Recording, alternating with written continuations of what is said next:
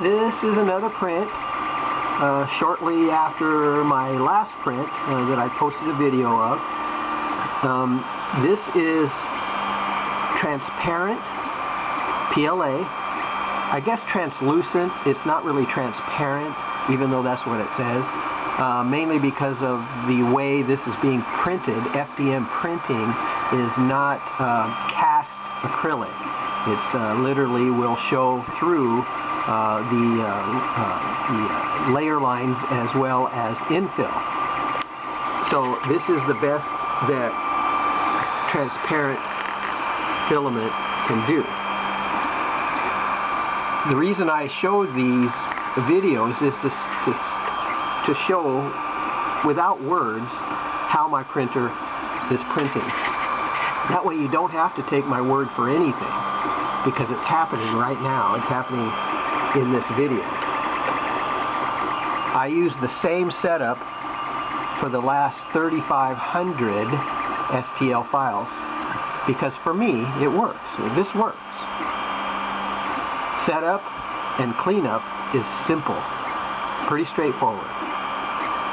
This is a flat, known to be flat, surface area. That being the case, then there is no highs or lows to compensate for because it's flat and it remains flat and does not have a tendency to warp at all, because I technically don't heat the bed. I've never heated the bed, and this is proof right here. You can see the set point of the print surface is 0. My nozzle is 210, as pretty much as I always set the temperature. So that's why there's no electronic gizmo here. That's why when I tram the bed, I use the old school tramming tool. This is a piece of paper, strip of paper, 6 inch by 2 inch. Okay? Because, again, because it works. It's simple. It's replaceable at no cost. Also, just to show the filament delivery is Bowden. This is the Bowden tube delivery, not direct drive. Direct drive has so many other issues to deal with that I don't want to have to troubleshoot through them. Mainly one thing is it adds weight. It adds weight to the head. It might be not much weight, but it is weight. I would rather have a print head that has 0 weight added. This is your basic means of getting filament from the Bowden through the hot end and down to the table using what you see here. You know, the fan is cooling the heatsink. This fan is cooling the print itself. It's the print cooling fan. This is as light as it can get, as simple as it can get. It works. It's working now. The extruder is over here. All the weight, the stepper motor, the extruder itself is over here. So the filament is being pushed to here. It's being pulled from here. Straight shot, right here. You can see the filament, straight shot. There's no added arms, levers, gizmos, or pulleys to add friction or to deal with. It's just straight in. Okay, no friction on the extruder at all, because it's practically straight in. You can see there, that's not the metal extruder. It's obvious that's the original plastic extruder body.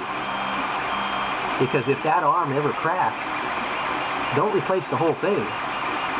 It takes $3, about 5 minutes, and you can replace it with a lever that's been purchased from the original supplier and has never been installed. It's never been put under stress. So it's literally brand new in the package when you get it. And in my experience, it will last for years. Nothing to worry about. Buy an extra one. So if it cracks, install it. Takes, again, less than a few minutes.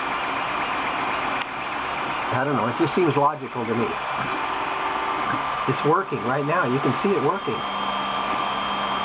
I think this extruder body's been on here the full time of this printer, because I don't overstress it by adjusting that little screw right there. Some people turn that screw because they got issues or they think they're fixing a problem, and it overstresses the plastic, and of course it'll crack.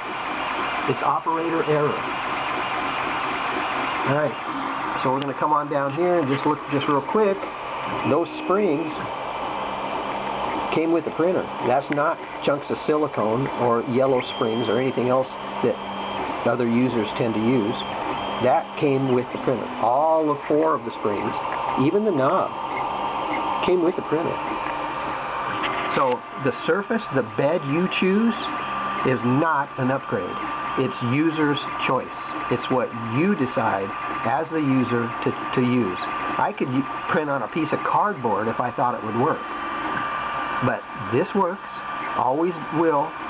It doesn't change the mechanics of the printer at all. It's still pushing filament through the Bowden, through the hot end, and to the print surface as it always has, as it was designed from the factory. So whatever you choose to print on is strictly up to you. If you choose what other people do, you got to deal with warping and heating the bed and yada yada yada, blah blah blah. No heat to the bed, right there. Again, out of all the prints and 4 years of printing virtually every day, I haven't had an issue. So basically, other choices are meaningless when this works. You know, why reinvent the wheel, as they say? Get a good surface to print on, you'll be okay. Because technically, these clips allow me to remove the print surface while the print is still on it. I don't want to be removing a print with a spatula or anything else while it's still sitting on the carriage, because that will disrupt your leveling. Again, user error. Have a second mirror available, ready to go, already set up, placed to the side. When this is done, this will come off. The other mirror and the setup will already be done. I just set the temperature, press the button, find the G-code, and we're good to go. It's that quick, really.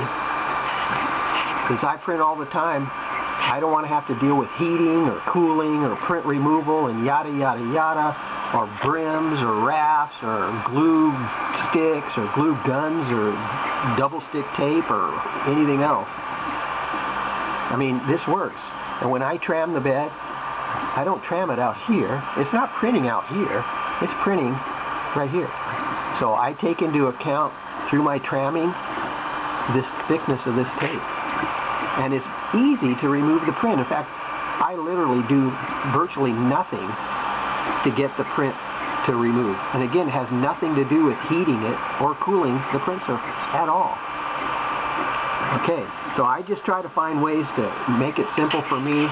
So I use what I call the user's advantage. This is it. This is the user's advantage. Alright, well this should be done here in about 10 minutes. But this is a lens, translucent, transparent lens for light. And it seems to be printing very well. As you see right here. You can't really see the skirt because it is translucent, but it's there. And that's why I use the tape, because for me, it's a contrast in color against the filament itself. If I print strictly on glass or mirror or whatever, it's hard to actually see the beginning of the print because of the reflection in this case. So I thought, okay, I still want to use the mirror. I still like what it provides. I like the idea it's reflective. So I get around that with the tape.